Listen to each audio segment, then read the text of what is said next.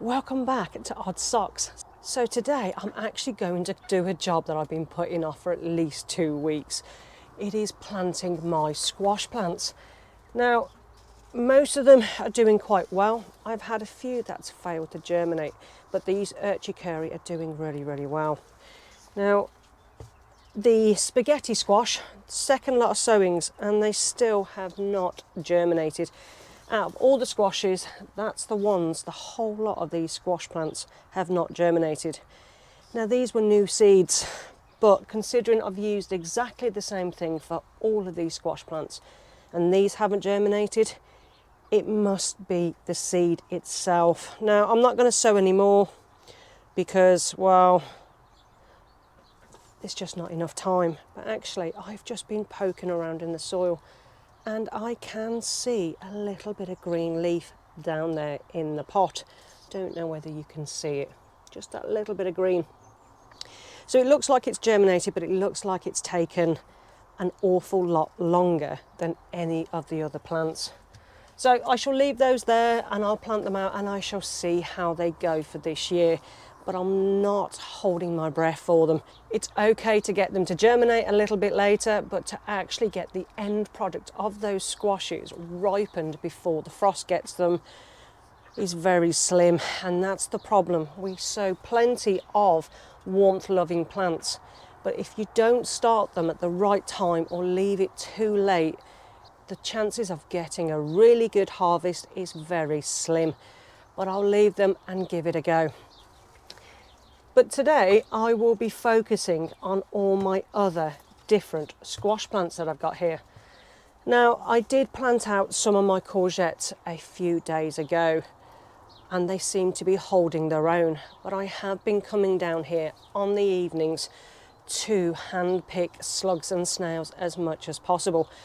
And then I've got loads of local hedgerows all the way home. So on the way home, I will throw them into the hedge and let them survive back in that wild area.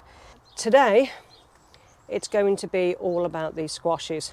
Now, I've just got to finally figure out exactly where I'm going to be putting these. I've got a few ideas, so let's go and get them into the ground.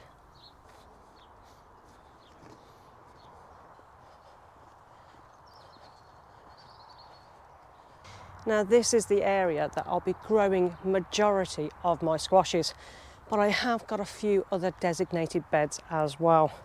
So if you've seen a previous video, you would have seen I've put a load of straw on here. This is just to help with some of the annual weeds, because this stuff just comes up within a day or two of actually digging it out or hoeing it out. So I've just used the straw as a little bit of a mulch.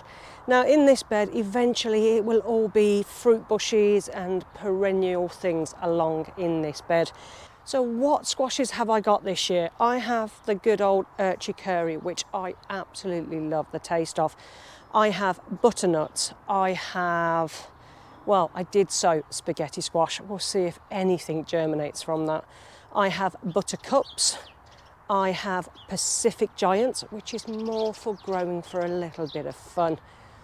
And I have Crown Prince.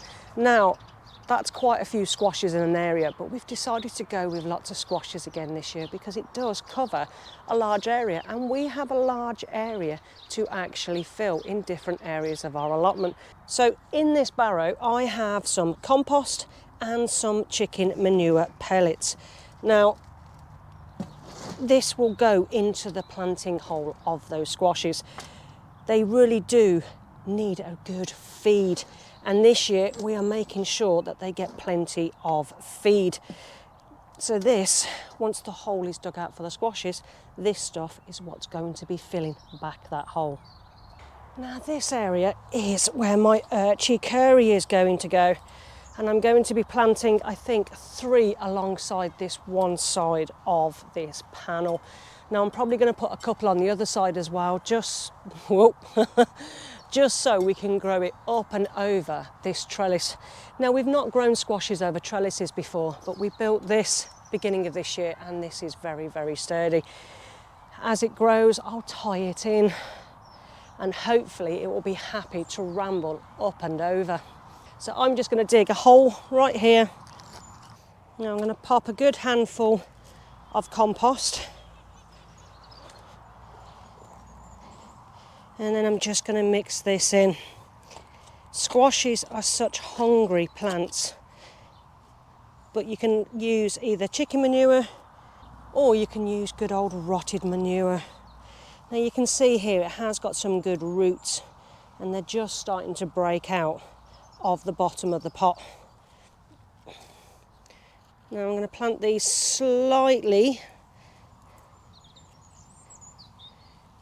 deeper than what the top of the actual pot is, but not too much because I don't want to create any issues with rot.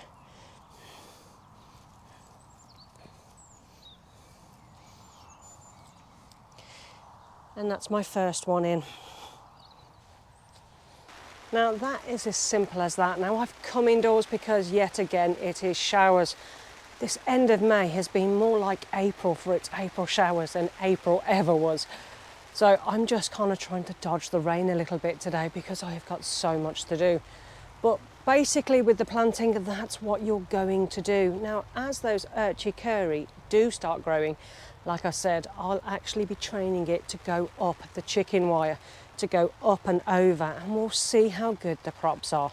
But I have got extra Ury Curry because it is something that we really do enjoy eating. So I will be putting some in the ground for them to trail across as well to see the difference in how it grows.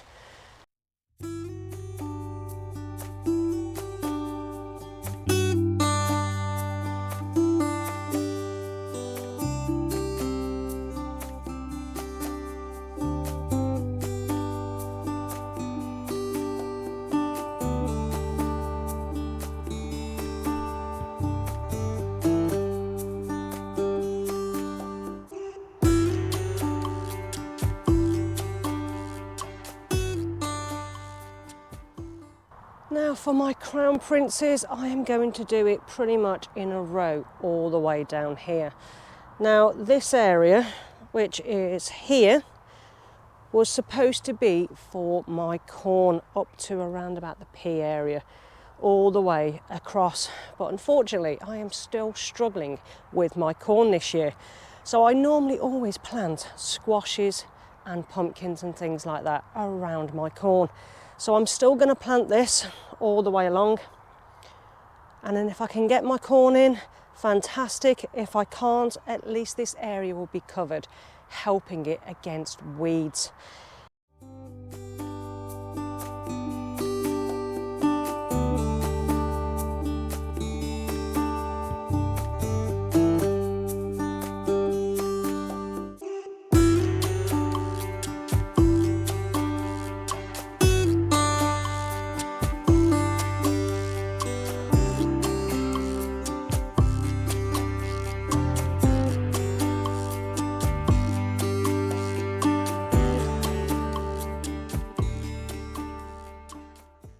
Now this is my Pacific Giant. Now this is just a little bit of fun for me this year.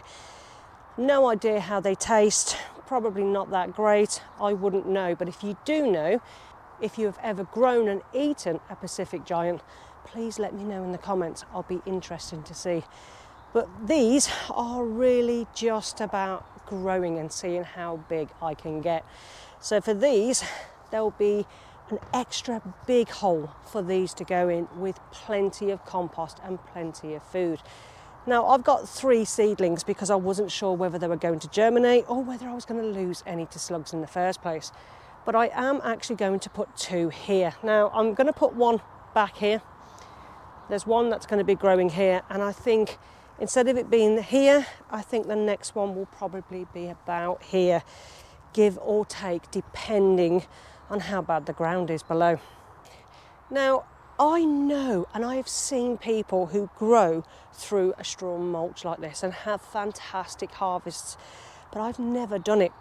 And with the slugs being so bad this year, I am a little bit worried that the slugs are going to come through the straw and actually settle underneath where it's nice and moist.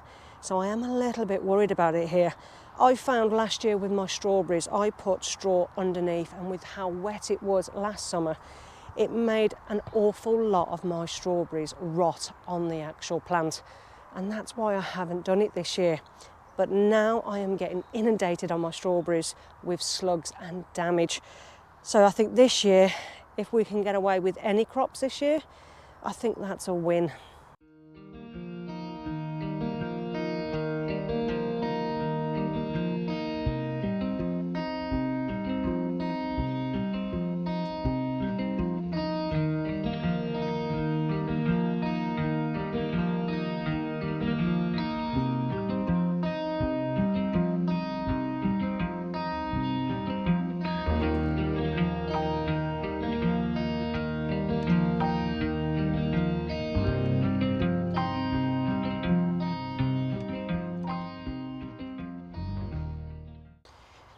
Now this bed was our purple sprouting broccoli bed, which we've started to dismantle.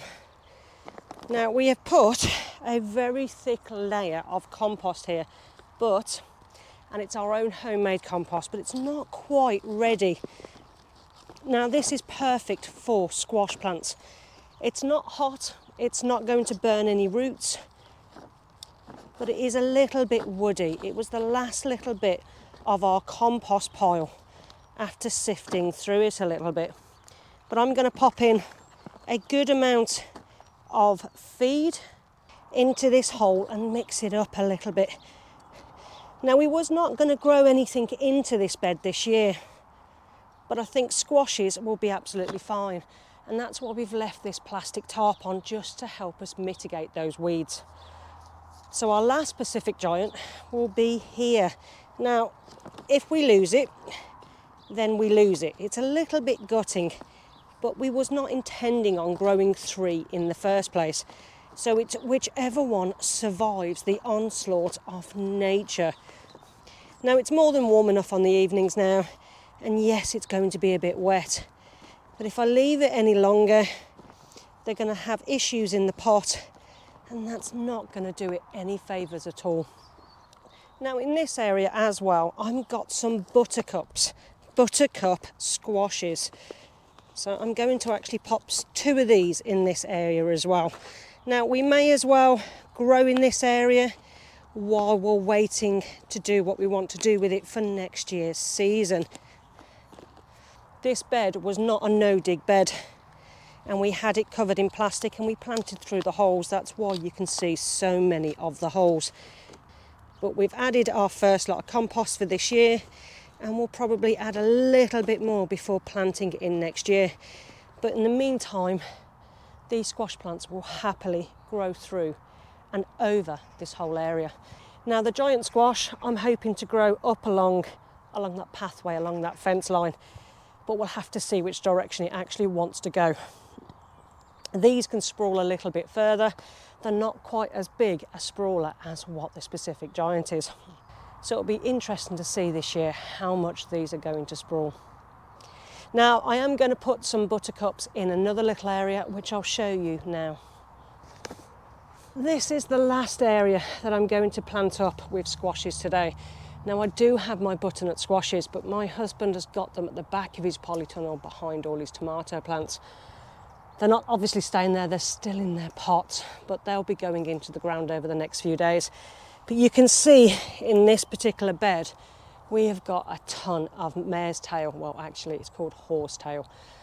And it's actually really rampant on this side of the plot. Now we've been picking this as we've seen it, and it eventually might take a long time, but it will weaken as you go along.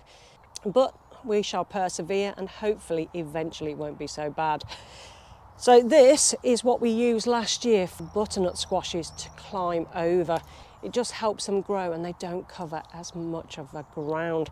Now the problem is with this, once the plants grow over the top of this, it's very hard to get underneath to weed, and with so much mare's tail this year, I'm actually not 100% sure I'm going to be using this frame structure, but I am going to be using these beds. So I'll get the rest of the buttercup in here and maybe a cucumber or 2 down the other end. So that is pretty much almost all my squashes in. Now we have got several areas, and hopefully the slugs and the other pests are going to leave them alone. I've put it off as much as what I possibly could. I've tried to mitigate the slugs the best I could, and hopefully they'll be strong enough not to have too much slug and pest damage. Now I have got some cucumbers I need to put out, and I will put those alongside where the beans are growing, and probably one or two up the arch as well. I'm growing market more, and they're happy to grow outdoors.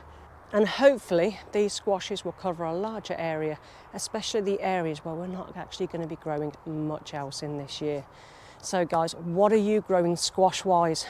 Are you growing the summer squashes, or are you growing the winter pumpkins? There's lots of different varieties out there, and there is many tasty choices to have. If you're wanting to grow any squashes or anything like that this year, you're probably better off buying a small plant from a garden centre. At least you know that you'll have plenty of time now to still grow them on. It's getting a little bit late to actually sow them for them to ripen in time, especially with the way our weather is. But let me know in the comments, guys, what you're growing this year and what was the best tasting squash that you have ever had. Let me know in the comments, guys. If you're enjoying this kind of video, why don't you like and subscribe, and it will keep you up to date with any new video releases that come out over the coming weeks. It really does help our channel grow. Thanks again, guys, and I shall see you in the next video.